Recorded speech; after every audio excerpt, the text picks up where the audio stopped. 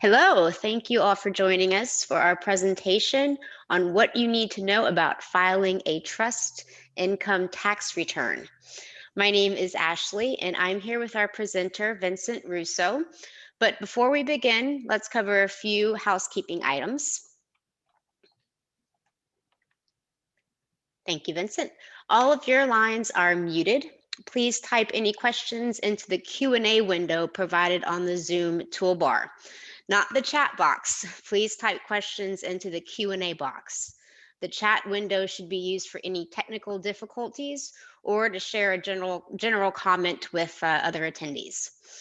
Please note that as far as questions, we will answer all of those at the end of today's presentation. We are sharing the PowerPoints. Please use the chat box and let me know if you can't see or hear something. I will be monitoring the chats throughout our session. We will share with all of you today's recording and PowerPoints. It will also be made available on our new website. Finally, let us know how we did by completing a brief survey that will appear on your screen when you leave the webinar. So let's welcome in our speaker and managing partner, Vincent J. Russo. He has earned his Master's of Law in Taxation, is a certified elder law attorney, and a recognized member of the prestigious Council of Advanced Practitioners. Vincent is co-founder of the Academy of Special Needs Planners, founding member, fellow, and fifth president of the National Academy of Elder Law Attorneys, and co-founder of the Teresa Alessandra Russo Foundation for Children with Special Needs. Okay, so now we're going to turn off our webcams and turn our attentions to the slide and to you, Vincent. The floor is yours. Thank you so much, Ashley. Great to be with everybody.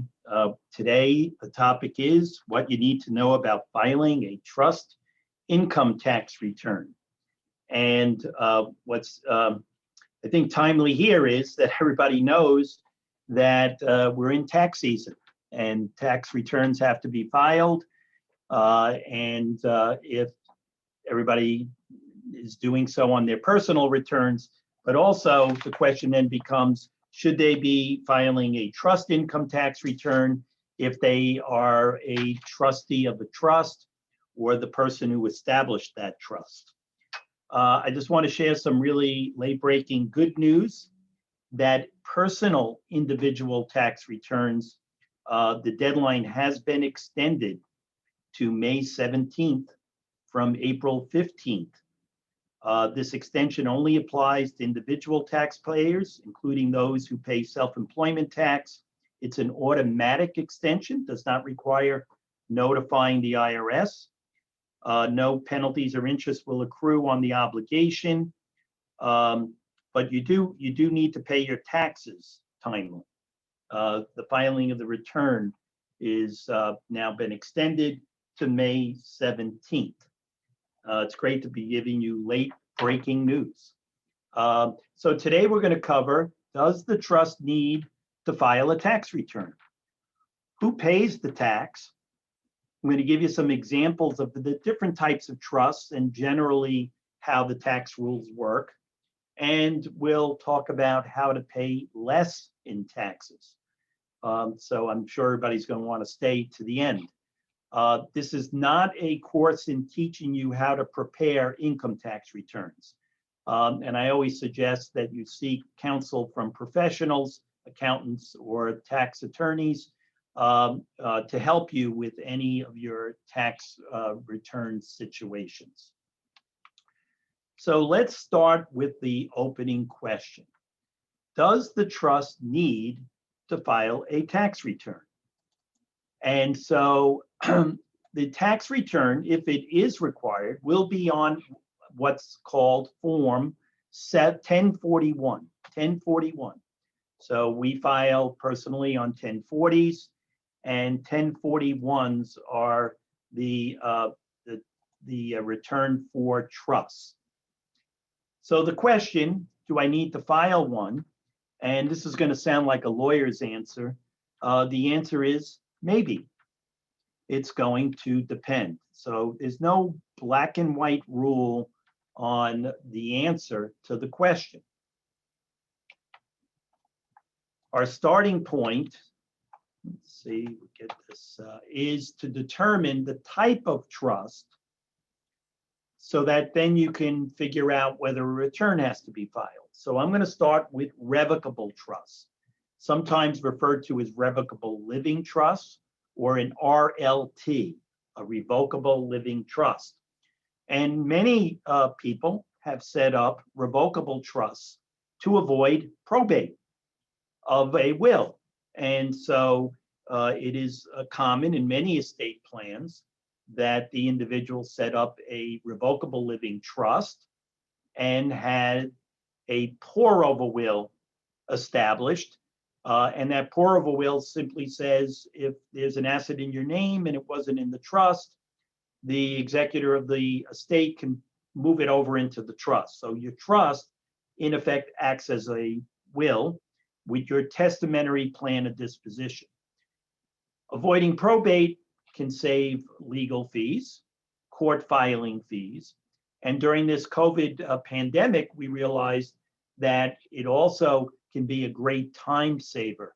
That, you know, unfortunately, many people have passed away and their assets in their estate become frozen. No one can access them. And the courts shut down. And now we're also having delays. So it's taking much longer for someone to probate a will, have the executor appointed, and then act on those assets.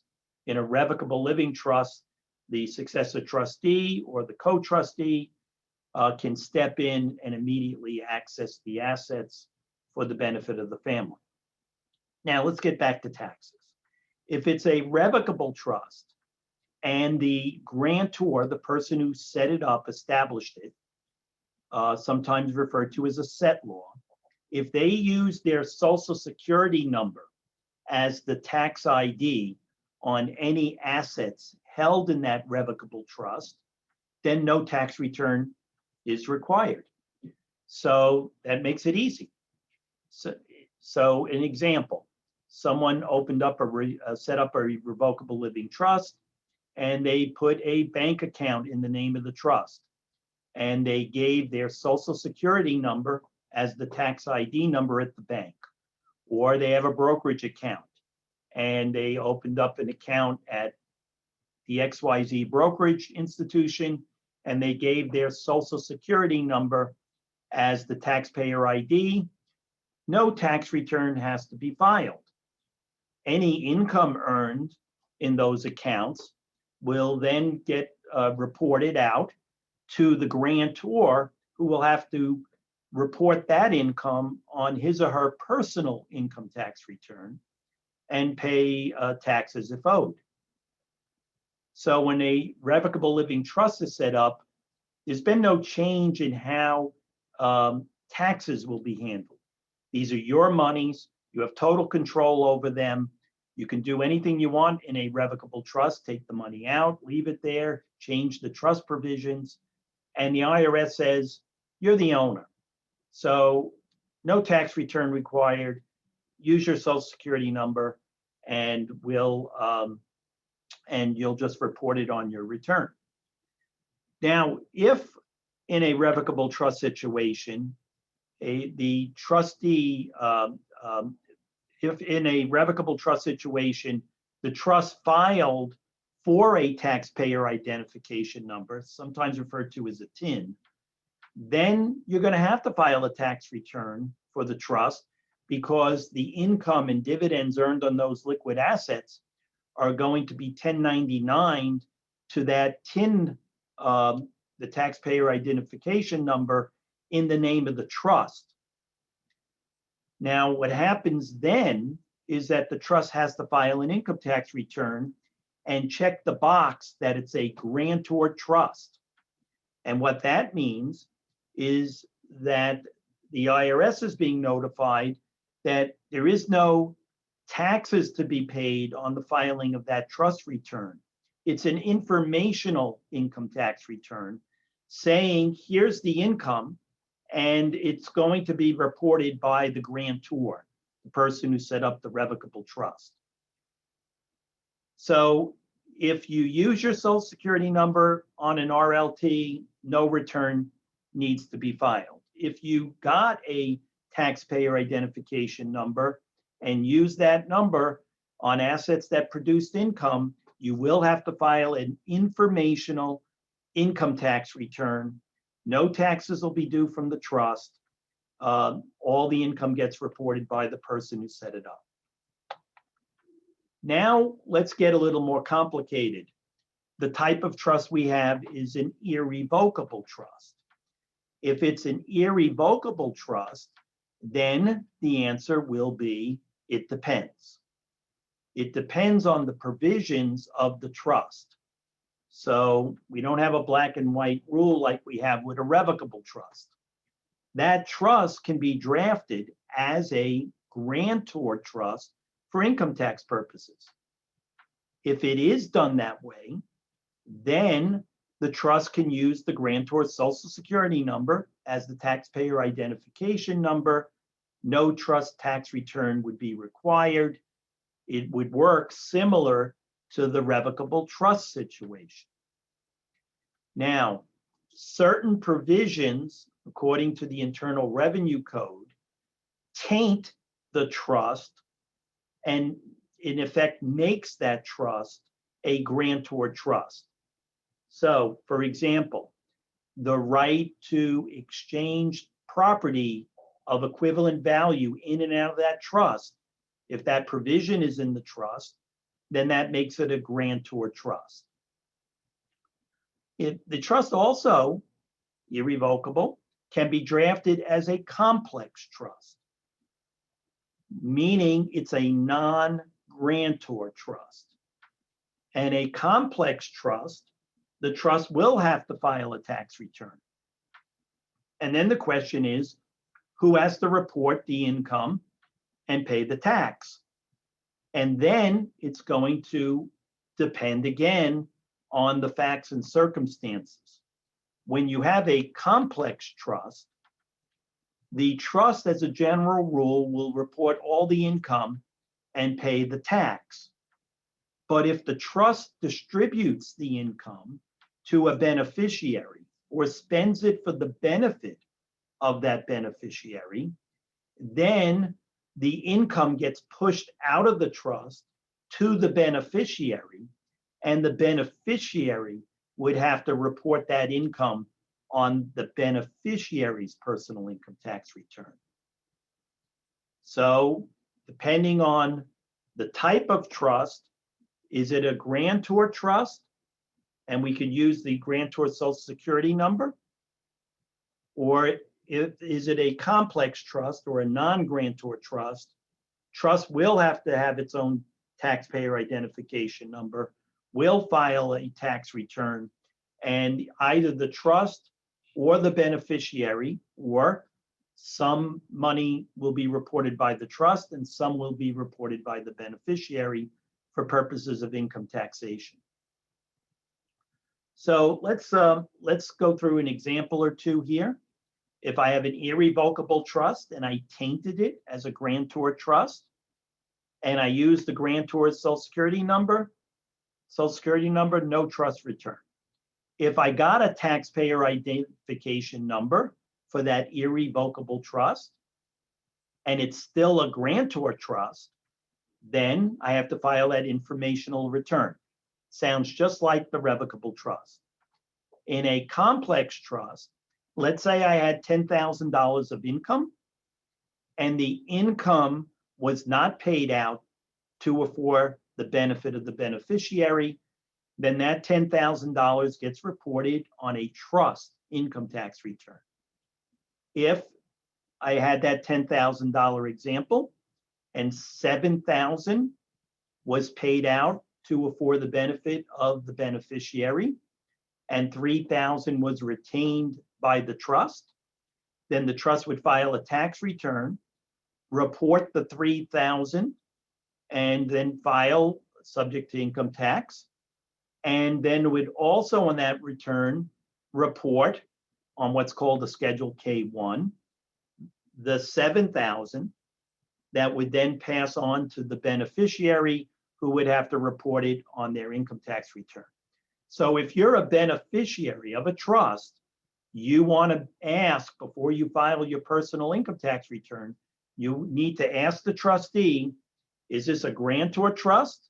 So I don't have to worry about it as a beneficiary? Or is it a non-grantor trust or a complex trust in which I need to know? I need to get that Schedule K-1 before I can file my personal income tax return. Let's move on to who pays the tax. All right, well, first we have to understand the tax rates, and this becomes really important for you to understand. Let's start with the individual rates. Well, let's start with rates in general. The rates run from 10% to 37%. And depending on your level of taxable income, you're going to fall into one of those brackets. If it's on the individual level, there are 1, 2, 3, 4, 5, 6, 7 brackets. And if you're in the trust situation, there are 4 brackets. But all the brackets start at 10%, and the highest bracket ends at 37%. Now, for an individual, before you hit that maximum bracket of 37%, you can have, if you're single, taxable income up to $518,400. It's not till you get to $401 do you hit that 37% bracket. And if you're married, that number goes up to $622,051 before you're in that 37% tax bracket. So you're running up the bracket, 7 different brackets, and you're running up the rate until you hit that maximum rate. So most people don't hit the maximum rate because you have to have over 500,000 if single, and over 600,000, rounding numbers off for a married couple filing joint. Now, here's where we have to pause and we have to be concerned. Let's look at the trust tax rates. The trust tax rate hits 37% at $13,050. Wow. So if I have a relatively small amount of income and that trust is a complex trust, non-grantor, and the money doesn't get pushed out to the beneficiary, then that trust is going to pay a pretty heavy tax. So if that trust had taxable income of $113,050, all 100,000 of it would be in the 37% bracket. In that example, if I was married filing joint, I would be in the 22% bracket as opposed to 37%. And if I was single, I'd be in the roughly maxing out at 24% instead of 37%. So those are big differences in the tax rates and when you hit the maximum rate. We're going to keep this in mind when we talk about how to minimize taxes. So who is the taxpayer that has to pay the tax? Well, I've already shared with you, if it's a grantor trust, the grantor reports the income and pays the tax. Grantor, person who established the trust. Depending if it's revocable, it's a grantor trust. If it's irrevocable, depending on the provisions, it may be a grantor trust. For the non-grantor trust, complex trust, trust files the return. The general rule, the trust reports the income, subject to income tax, the exception, distributions of trust income to afford the benefit of a beneficiary. Then the beneficiary will have to report the income on their personal income tax return. And I'm keeping this as simple as I can. It gets more technical for the tax preparer. Let's talk about or take a look at examples of different types of trusts and how the tax rules might work. Different trusts, perhaps different tax treatment. So let's start with the grantor trust situation. And you'll see revocable living trust, the first column on the left side, grantor trust, grantor reports the income. You'll see there's an asterisk, and the asterisk says, upon the demise of the grantor, the trust becomes a non-grantor trust. So trust can change from being grantor to non-grantor, having different tax treatment. So when I set up an RLT while I'm alive, I'm the grantor and it's a grantor trust and I report the income. When I pass away, it becomes a non-grantor trust, a complex trust, and then the trust as a general rule will then pick up the income subject to whether any money went out to the beneficiaries. Let's look at the next one, the Medicaid Asset Protection Trust. What kind of trust is that? Well, by its name, you're thinking, well, it protects my assets if I want to go on Medicaid. And that is exactly what it does. And many seniors set up a Medicaid Asset Protection Trust and they put their house in the trust. And after 5 years, that house is totally protected if that individual needed to go on Medicaid in a nursing home. The rules get a little more complicated on home care, but the Medicaid Asset Protection Trust can also protect the assets in the event one wanted to go on Medicaid home care. So the Medicaid Asset Protection Trust, a very valuable planning strategy for seniors or people who need long-term care or concerned about long-term care. Meet with your elder law or special needs attorney. We're happy to be there for you. And we'll discuss with you the pros of setting up a Medicaid Asset Protection Trust. Now, if you set up one of these trusts, or if you're a family member, a child of a parent who has, and perhaps you're the trustee, the question is, does the Medicaid Asset Protection Trust have to file a tax return, and who pays the tax? So what's typical is for the elder law attorney to set up the Medicaid Asset Protection Trust as a grantor trust. And so all the income on that trust, if there's any, would be reported by the grantor. Is it possible to structure it as a non-grantor trust? Yes, but that's not typically what's done.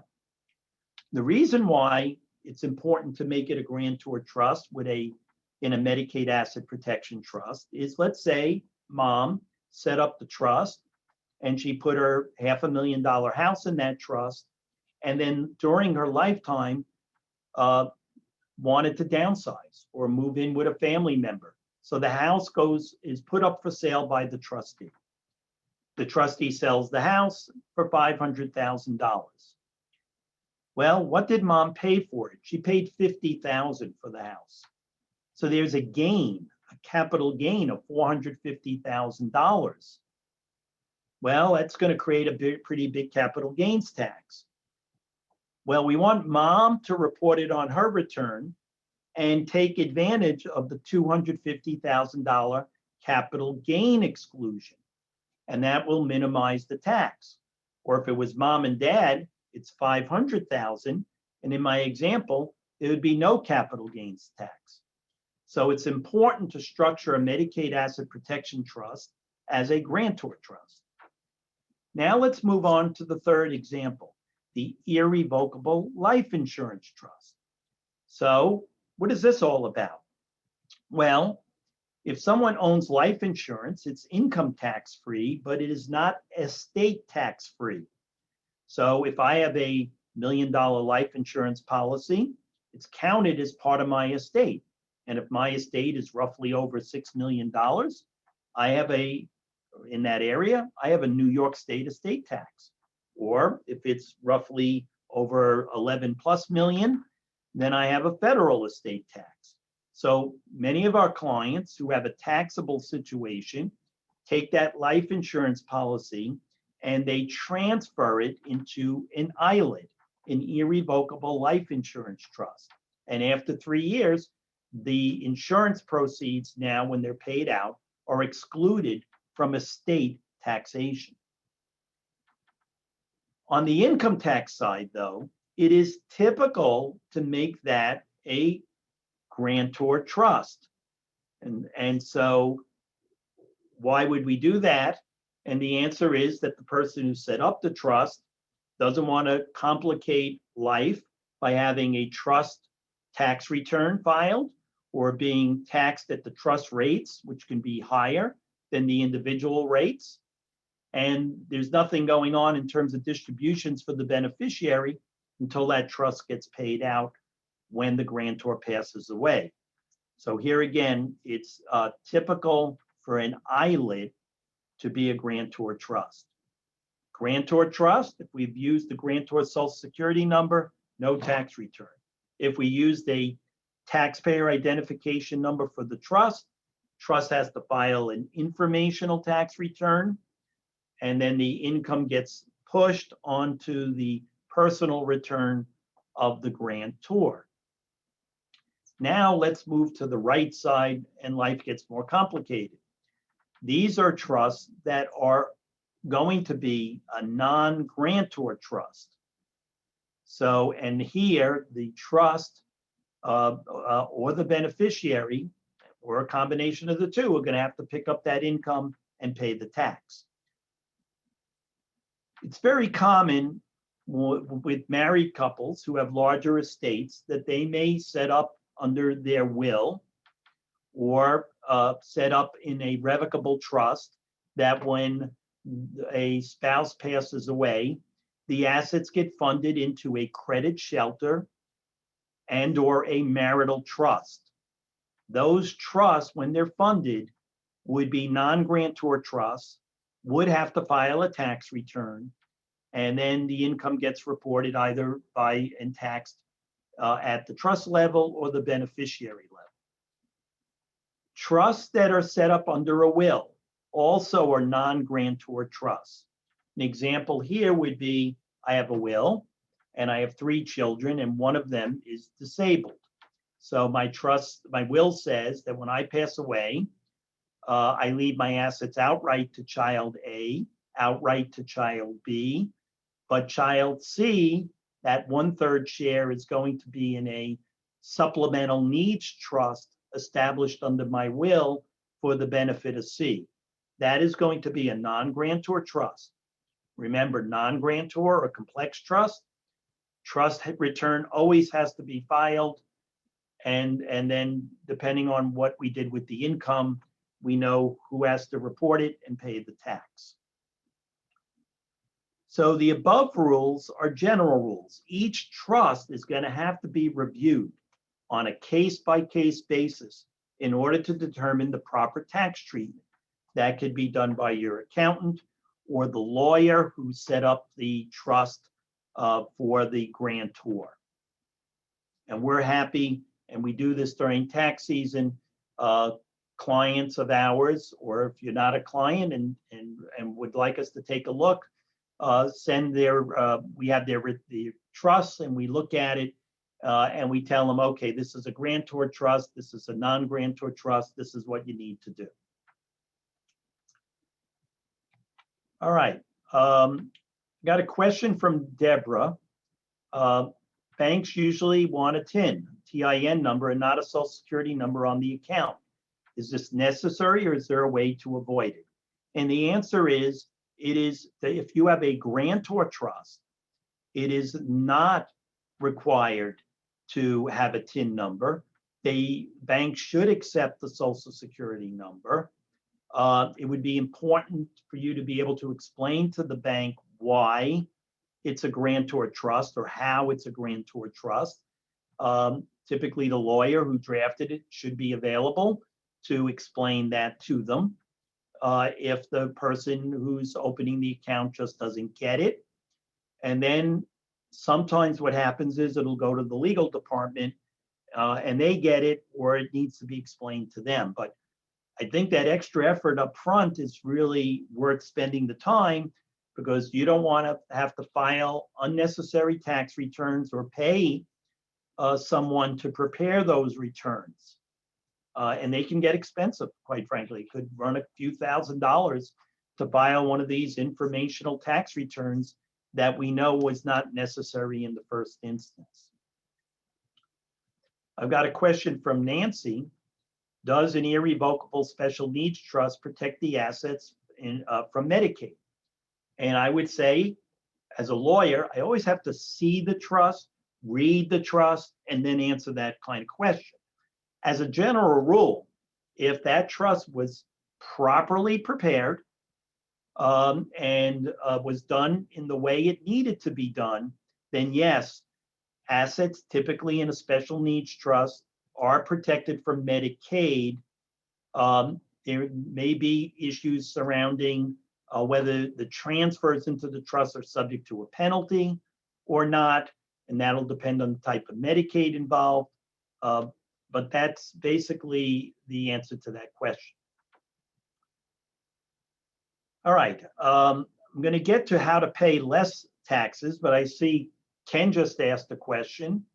For an irrevocable sole benefit trust, generates no income. So if there's no income, I assume there are no payouts made to the beneficiaries filing needed. Well, a trust that has absolutely no income does not need to file a trust income tax return. And if you had a TIN number, you might at some point, it's not common, get a letter from the IRS saying you didn't file your tax return, and if you respond to that letter timely, and you tell them there was no income, then that'll be the end of that situation. Let's move on to how to pay less taxes. So trust structuring to save income taxes is an important feature, an element to planning. And that's a discussion you would always want to have with the attorney who's drafting your trust instrument. This really comes into play with regard to irrevocable trusts, because as I said, you can draft it to be a grantor trust. You can structure it to be a non-grantor trust. So depending on the tax rates of the grantor, the rate that would apply at the trust level, the rate that may apply at the beneficiary level, there's some options here. Up front, how do you want to draft that trust? Which way do you want to go? It's simpler and easier to make every trust a grantor trust from a tax return standpoint, because then you can avoid filing tax returns and you don't have to worry about the trustee doing something, and the beneficiary doesn't have to report income, and that could be phantom income. It could be money the trust uses for the benefit of the beneficiary. Doesn't mean they necessarily put the money in their own pocket of the beneficiary. So it's simpler and easier to do grantor trust, but here again, there are some benefits. If you push it out to the trust or to the beneficiary, they may be in a lower tax bracket. So up front, you have that issue of which way do you want to structure it. Once you've structured it, and let's say you decided you're going to be a non-grantor trust, the trustee should evaluate the situation at the end of each year. Because if they have the income retained in the trust, they know what the tax rates will look like. They should also know the tax brackets of the beneficiaries. There's an exception in this rule which says that the trustee actually could go into the following year up to 65 days and can spend money for the beneficiary or give the beneficiary money and treat it as if it was distributed in the prior year. And if that beneficiary is in a lower tax bracket, we can save income taxes. An example, there's $10,000 of income in my non-grantor trust, and I get to the end of the year and no money was spent or given to the beneficiary. So we look at the tax bracket of a trust at $10,000. It's general rule, it's going to be 24%. And we know the beneficiary doesn't have any income, or maybe they're in the 10% bracket. Well, I could spend $5,000 or $8,000, whatever, in January within that 65-day rule, and then file a return and treat that money as having been distributed by the end of the prior year, pushing that income to the beneficiary in a lower tax bracket. So there is some wiggle room, so to speak, during that period for the trustee to make some decisions on how to minimize income taxes. Let me move on to another area of income taxes, savings. Let's take the question of, for trust purposes, where is the trust sited, or what's the situs of the trust? So if I set up a trust in New York, I have a New York trust. Grantor says the trust is set up under New York law. The grantor lives in New York. My trustees live in New York. The assets are in New York. I'm going to have to file not only a federal income tax return, but a New York State income tax return. If it's a grantor trust, no big deal. It's all getting reported by the grantor, and they were a resident of New York anyway, and would have to file that income on their return. But let's say someone was looking at a significant income tax, and they said, well, maybe I'd be willing to move to a state that doesn't have an income tax, like Florida. So then that person living in New York, we'll call him a snowbird, meets the requirements down in Florida, becomes a resident of Florida, and now only has to file a federal income tax return at the personal level. But prior to leaving, they had set up a number of trusts in New York, and under the New York rules, the trust has to file an income tax return in New York. Can we do certain things to move that income out of New York and avoid paying income tax at the state level? And the answer is yes. Gets a little more complicated, but it can be done in most situations. One thing we can't do is move what's called source income. So if I had a piece of property in New York that's rental income, then New York says, we don't care where you live and reside. You're always going to have to file that income and report it in New York on a personal level as a non-resident, or at the trust level, even as a non-resident trust. So New York can grab that income when it's source income. The source of the income was created inside of New York. But if it's not that type of income, and I change my residency, we then need to look at all the trusts that were set up prior to leaving and see if they need to be modified, changed, or whether they immediately qualify to get out of the issue of New York or a state taxing that income. All right, I see a couple questions. James, a house owned by a trust who gets the federal tax funds returned for school town taxes paid. Who gets the return of those monies? So the question becomes, here again, got to look at the trust document to be sure about what I'm going to say. But as a general rule, I'll say the person or entity, the trust that paid the tax, should then get the refund of the tax money.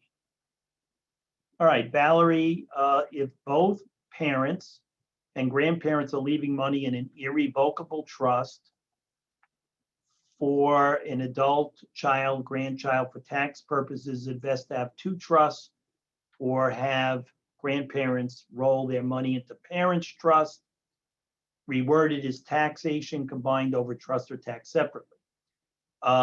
Trusts are, if they're trust filing tax returns as non-grantor trusts, are separate trusts. So you'd be running up brackets multiple times, having multiple trusts. than them all being combined. So there may be a tax advantage to doing separate trusts in that regard. All right, Yvette, a lot of people asking, a lot of different people too, asking questions. This is great. We'll deal with a couple more and then I'll wrap up. Yvette asks, does a Medicaid family trust with multiple beneficiaries require filing a return? And if so, who should file and pay the taxes? So I'm hearing the term Medicaid family trust. I use the words Medicaid asset protection trust, assuming that's the type of trust we're talking about. Protect the assets, so if the grantor needed Medicaid later on, they could qualify. Assuming that trust was set up as a grantor trust, then and the trust had income, the grantor would file the return, report the income on their return, and that would be the end of it if they use their Social Security number. If that trust was set up and they used a taxpayer ID number, the trust is going to have to file a return. It was set up as a grantor trust, then the grantor would file report the income, pay the tax. If it was a non-grantor Medicaid family trust, now it depends on what happened to the income.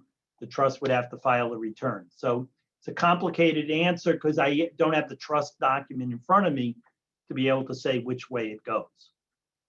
Nancy asks, on an irrevocable trust non-grantor, is the first $13,050 tax exempt? All right, so if we're looking at the trust rules, the first $2,650 of taxable income is exempt. Then you're in the 10% bracket. Once you're over 2,650, 10%, once, I'm sorry, taxable income, I got to start over again. Taxable income up to $2,650 is at 10%. And then once you exceed that number, it goes to 24%. Once you're over 9,550, you're at 35%. And then at 13,050, you're at 37%. So once you take your expenses, tax deductible expenses and your exemption, which is nominal on trusts, your taxable income is immediately subject to income tax at the 10% minimum level, and then it would be higher if it was greater. Okay, and Matthew will say this is, let's see, we got two more questions and then we'll call it a day. Matthew asks, most of my special needs clients do not fund or only fund minimally their inter vivos special needs trust until their death using a pour over will. Most also own life insurance policies that will fund the SNP so that they need to utilize an ILIT. And what would happen if these clients should need long-term care? All right, so that's a whole planning scenario, and I probably have a bunch of questions to ask, but I'll just make a couple comments. If we've got what we've done here is set up a trust, we know it will get funded really with the assets upon my demise. Sometimes that's referred to as a seed trust. There's no income coming out of that trust during lifetime, no returns filed. When that person passes away, for tax purposes, it's a non-grantor trust. Can you put a life insurance policy inside of a special needs trust or fund a special needs trust with the proceeds? The answer is yes. And if we're not doing estate tax planning, I would say you could put it all in one. What would happen if these clients should need long-term care? Well, you've done no asset protection planning for the grantor. So unless you funded during your lifetime that special needs trust and made it irrevocable. So then we're looking at long-term care insurance. We're looking at a Medicaid asset protection trust. We're looking at other steps that could be taken. All right, and then Carol, we'll have yours as the last today.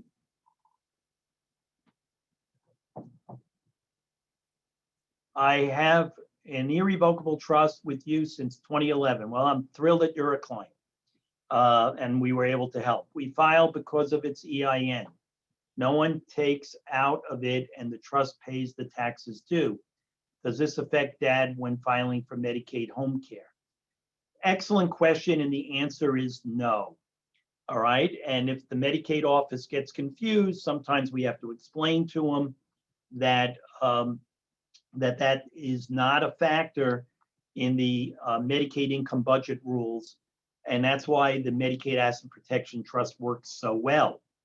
So I'm glad you're handling it that way. Sorry that if Dad needs Medicaid home care, I'm sorry if he's not doing well. I hope you're just asking maybe in the future if he needed it. Yes, that's how it'll be handled. All right, and Carol, clearly, if you have any further questions, you're a client of the firm, don't hesitate to call the attorney who helped you or our office. You know, we're always available to you. So we covered what you need to know about filing a trust tax return. To summarize, first question, every trust, you need to answer this question. Does the trust need to file a tax return? And then the second question is, even if it does not, if there's income and it's taxable, we need to determine who pays the tax. Gave you a handful of examples, but every trust has to be looked at on a case-by-case basis. And lastly, we can do some planning to minimize income taxes when we're dealing with irrevocable non-grantor trusts and we're dealing with state issues, state income tax issues. So everyone, make sure you take a look now at your trusts and decide what needs to be done based on what you've heard. But clearly, if you're not sure about it or have any questions, we can be a resource to you. And with that, I'm going to pass it back to Ashley for our wrap up. Thanks, Vincent. You'll notice we've turned our webcams back on, so hopefully you can all see us. So who are we and what makes Russo Law Group different? Well, for starters, we have over 35 years of experience and over 150 years of combined professional experience focusing on elder law and estate planning. All right, I got to stop you there because I just want to make sure everybody's clear. I am not 150 years old. All right, I am not that old. All right, and I'm going to. Are we sure about that? All right, go ahead. Combined, maybe I'll speak slower. Combined professional experience. All right. But if we could see a birth certificate, that would be good. That would be great, Vincent. All right. So let me jump down to my last point here. Make sure that you check out our new website. We share published articles, recent blogs, videos like this one, and other educational resources, plus news and events happening at the firm. So I hope you can join us again on April the 8th. We're going to be talking a little real estate and how to avoid potential traps when selling your home.